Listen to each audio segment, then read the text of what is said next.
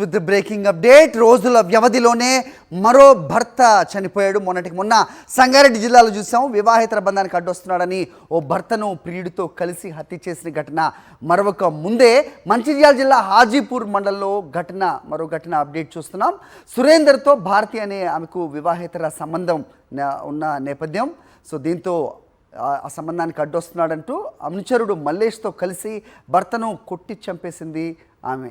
నిందితుడిని అదుపులోకి తీసుకున్నారు పోలీసులు. జిల్లాలోని హాజీపూర్ మండలం ముల్కల గ్రామంలో జరిగింది ఘటన.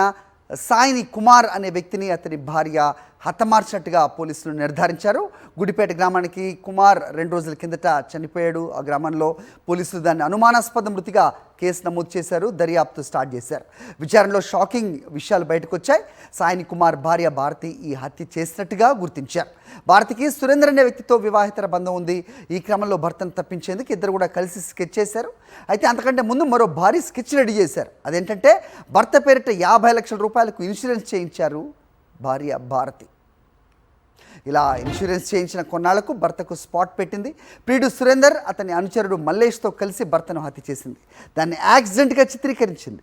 అలా భర్తను అడ్డు తప్పించుకోవడంతో పాటు ఇన్సూరెన్స్ డబ్బులు కూడా కొట్టేయాలని ప్లాన్ చేసింది.